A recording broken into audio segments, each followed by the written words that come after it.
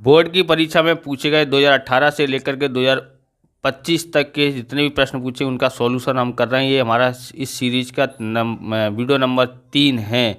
बराबर 2 सवाल हमने कर दिए हैं। ये मार्च 2020 में पूछा गया क्वेश्चन है, वो उसकी कटिंग है ये।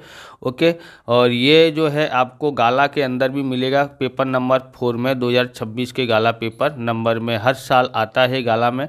तो इसमें आपको सॉल्यूशन करना चाहते हैं तो गाला पेपर नंबर 4 का लास्ट क्वेश्चन देख सकते हैं।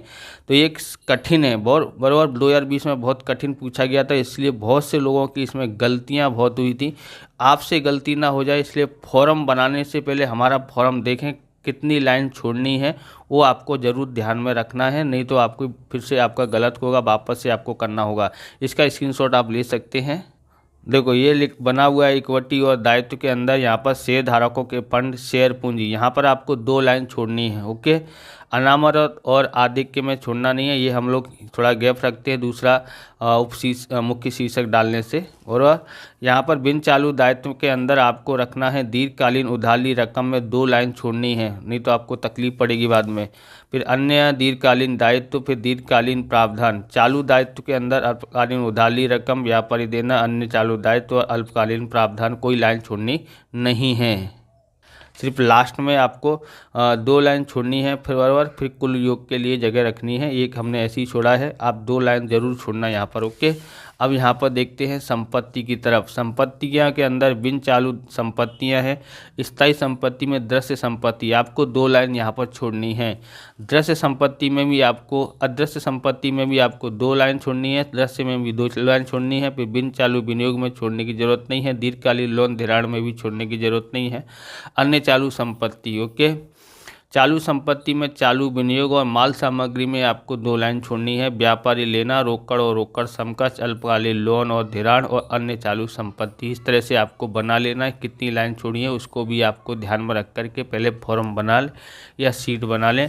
अब हम लोग सॉल्यूशन करते हैं। ओके, अब आपको ध्यान रखना है प्लांट और मशीनरी आपको पता ही है कैसी है, संपत्ति है। ये संपत्ति के अंदर कहाँ पर आती है, बिन चालू संपत्ति के अंदर। बिन चालू संपत्ति के अंदर स्थायी संपत्ति, स्थायी संपत्ति के अंदर दृश्य संपत्ति गिनी जाती है। तो दृश्य संपत्ति में हम लोग लिखेंगे 8 लाख लिखते हैं। तो यहाँ लिखेंगे, यहाँ पर लिख देते हैं प्लांट एवं मशीनरी कितनी है। आप डायरेक्ट बाहर लिखना चाहते हैं तो बाहर लिख सकते हो, या फिर टोटल करके लिखना हो तो टोटल करके भी लिख सकते हैं। 8 लाख है। ओके, आगे देखते हैं। तो रोकड़ और एवं रोकड़ समकक्ष आपको पता ही है कहाँ पर आता है, तो ये चालू संपत्ति है। चालू संपत्ति के अंदर आपको रोकड़ और रोकड़ समकक्ष डी में मिलेगा। ओके, वहाँ पर आपको डायरेक्ट लिख देना है। ओके, समझ में आया है आपको। यहाँ पर है रोकड़ और रोकड़ समकक्ष, डायरेक्ट लिख दो। तो कितना है यहाँ पर 60,000 है, 60,000। ओके, आगे देखते हैं। फिर है हमारे पास स्टॉक 4,30,000, उसको हम लोग लिखते हैं कहाँ पर है, चालू संपत्ति में, माल सामग्री में आता है। तो हम लोग ये रहा माल सामग्री। ओके, चालू संपत्ति में माल सामग्री, यहाँ भी हमने जगह छोड़ी है, हम लोग लिखते हैं स्टॉक कितना है, 4,30,000 है, 4,30,000। ओके, आगे देखते हैं। देनदार जो है 5,60,000, देनदार भी चालू संपत्ति है। चालू संपत्ति में कहाँ पर आता है, व्यापारी देना है, उसमें लिखा जाएगा देनदार। ओके, हम लोग डायरेक्ट लिख देंगे देनदार। तो ये है व्यापारी लेना, कौन है, देनदार। ओके, कितना है यहाँ पर, तो 5,60,000 था, 5,60,000। ओके, अब आगे देखते हैं। मिलना बाकी ब्याज, तो मिलना बाकी ब्याज कितना है, 30,000 है। कहाँ पर आएगा, तो ये हमारी चालू संपत्ति है। चालू संपत्ति के अंदर अन्य चालू संपत्ति में ये आता है।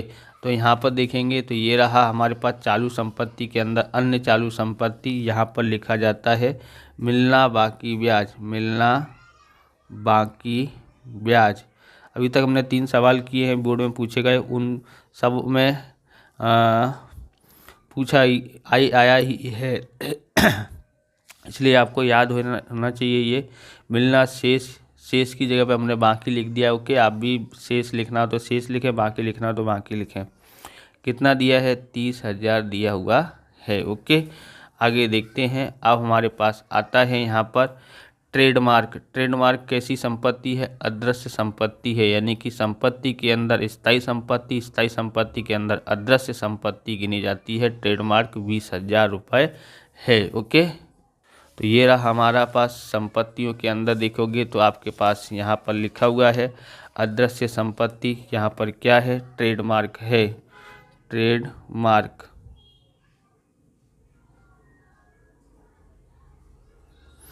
ट्रेडमार्क कितना है? 20,000 है।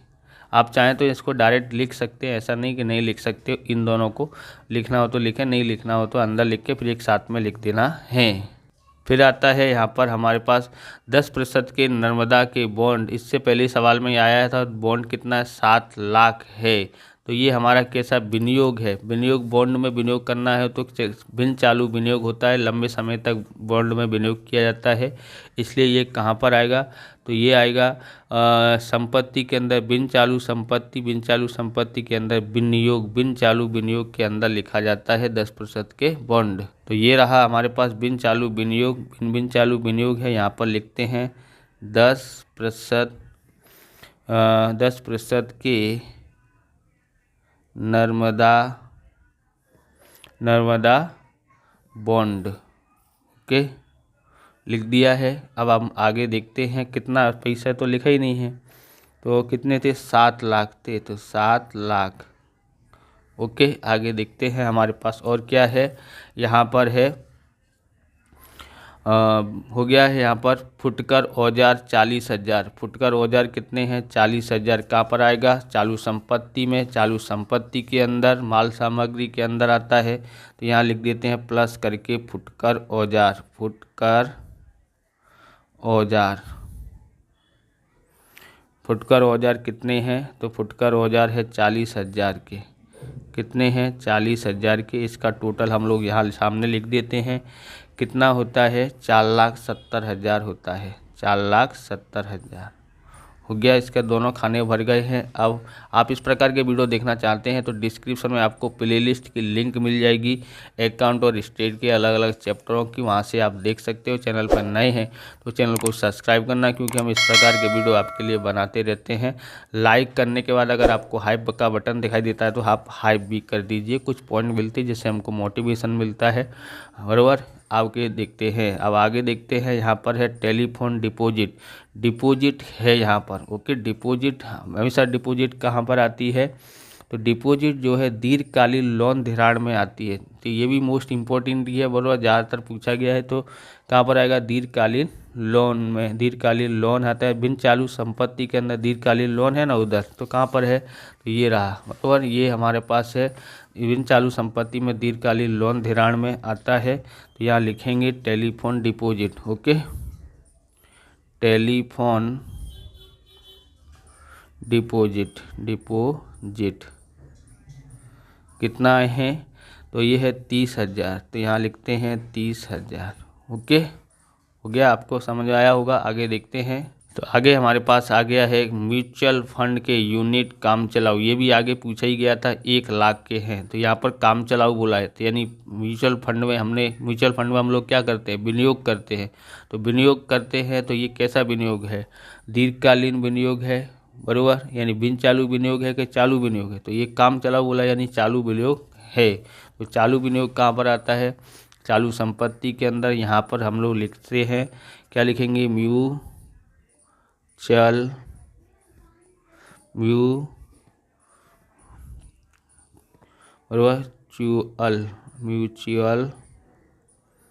फंड, ये अ है।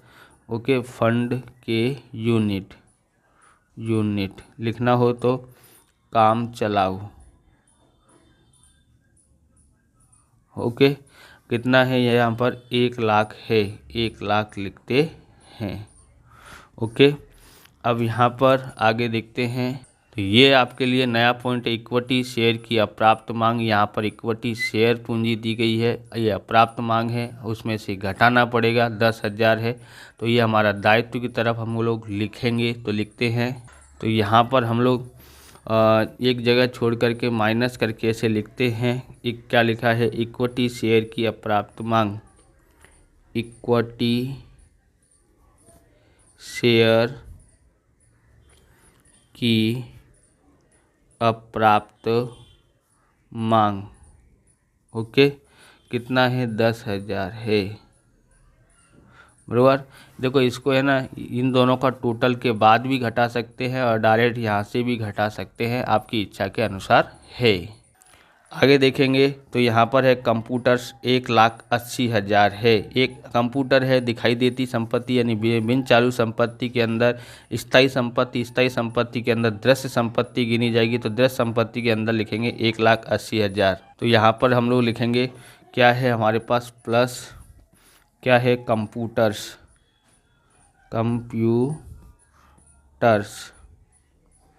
कितने हैं? 1,80,000, बराबर। इसको आप डायरेक्ट दोनों को लिख सकते हैं या फिर टोटल करके भी लिख सकते हैं। तो दृश्य संपत्ति हमारे पास कितनी हो गई?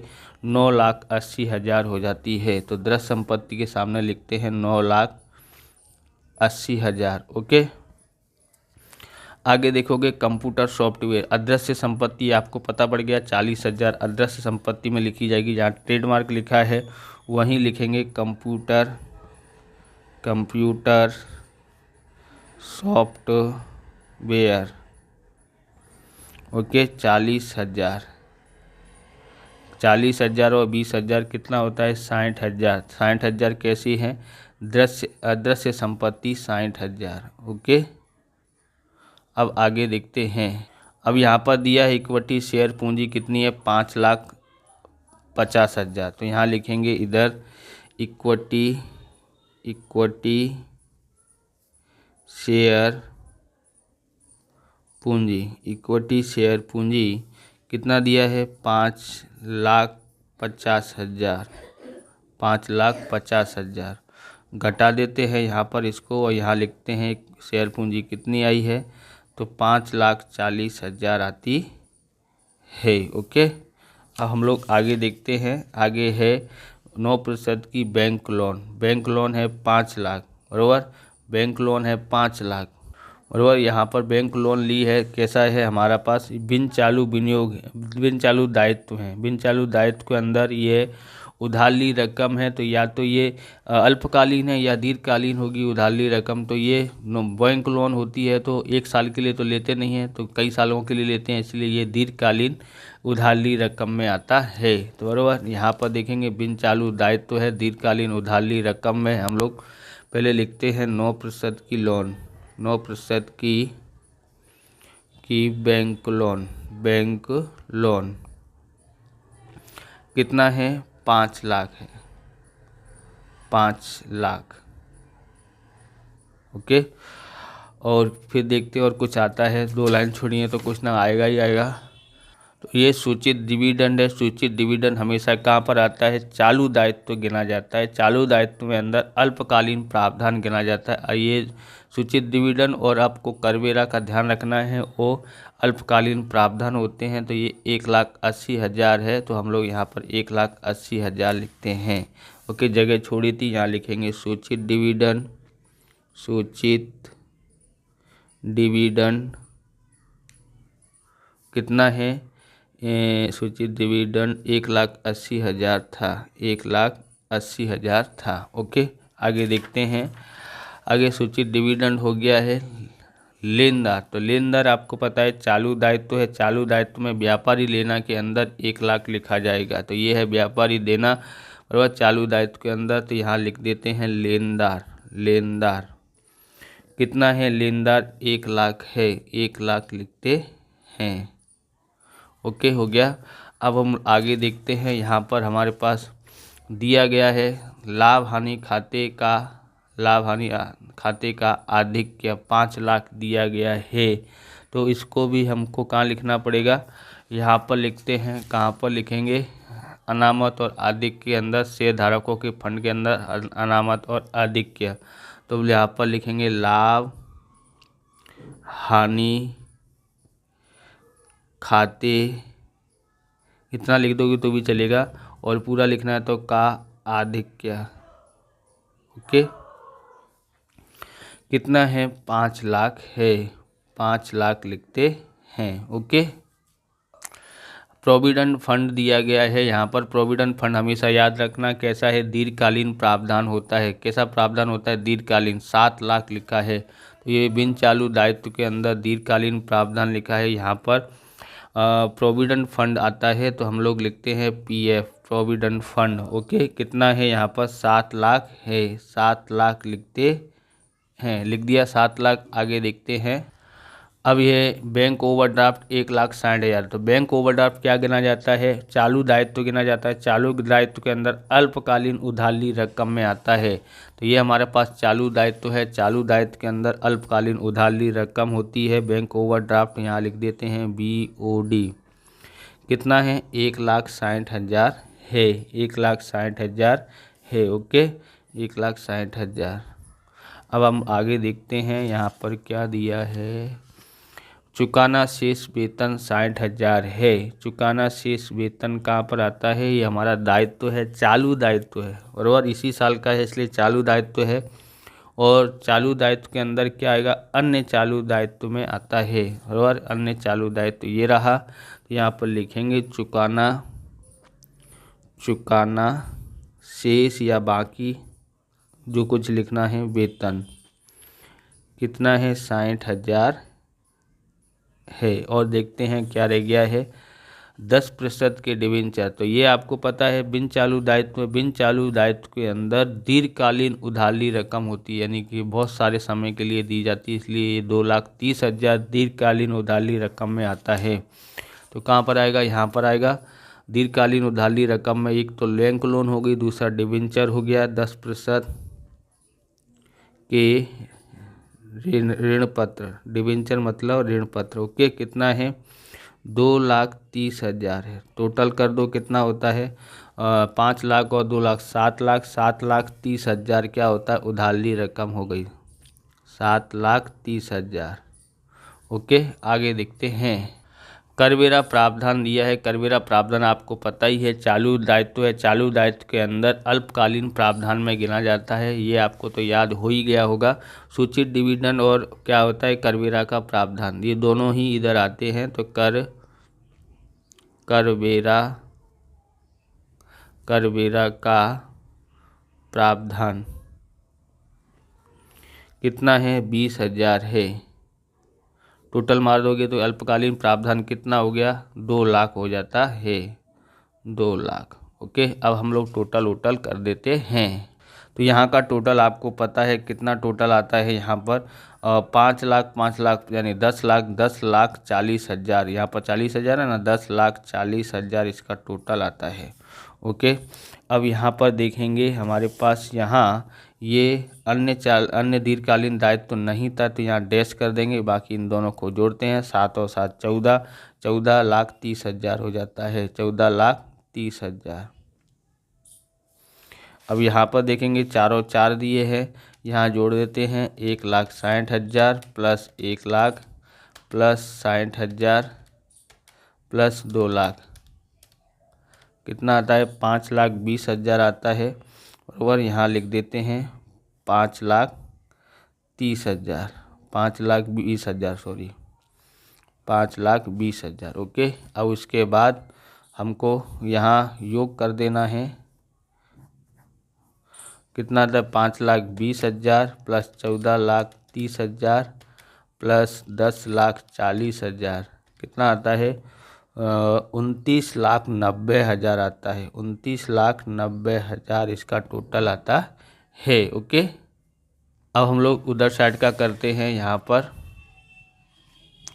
यहाँ देखेंगे हमारे पास यहाँ पर हम लोग करेंगे। ओके, क्या नहीं है यहाँ पर, अन्य चालू दायित्व नहीं है। ओके, ये हो गया है हमारे पास। देखते हैं क्या है, 9,80,000 plus 60,000, okay, plus 7 lakh plus 30,000 कितना होता है? 17,70,000। 17,70,000। ओके, अब आगे देखते हैं यहाँ पर। यहाँ कितना है? अल्पकालीन लोन धिराण नहीं था। ओके, अब इसका जोड़ते हैं 1,00,000, 4,70,000 प्लस 5,60,000 प्लस 60,000 प्लस 30,000 कितना आता है? 12,20,000। 12,20,000 आता है। यहाँ पर लिखते हैं कुल योग। ओके, आप ये पेन ख़रीदना चाहते हैं तो ये है रेनॉल्ड्स का एरो स्लिम बॉल पेन। बहुत शानदार पेन है, लुकिंग में अच्छा है, यानी अच्छा दिखता है और राइटिंग भी इससे अच्छी आती है। इसकी जो स्याही है लाइट ब्लू है जिससे शानदार दिखता है, इसलिए आप ख़रीदना चाहते हैं तो वीडियो के लिंक में नीचे दी गई है या डिस्क्रिप्शन में जाके देख लेना। तो इनसे हम लोग टोटल यहाँ करते हैं, कितना आता है टोटल? तो टोटल देखोगे तो ये 17,70,000 प्लस 12,20,000 ओके, कितना आता है? 29,90,000 आता है। 29,90,000 आता है। दोनों साइड का टोटल बराबर हो गया है। दोनों साइड का टोटल बराबर होने से ये सवाल सही हो गया है। तो इस प्रकार से ये वीडियो पूरा होता है। अगर आपको हमारा वीडियो अच्छा लगे तो लाइक करें, शेयर करें, कमेंट करें। चैनल पर नए हैं तो चैनल को सब्सक्राइब करें। मिलते हैं नेक्स्ट वीडियो में। जय हिंद, जय भारत, वंदे मातरम।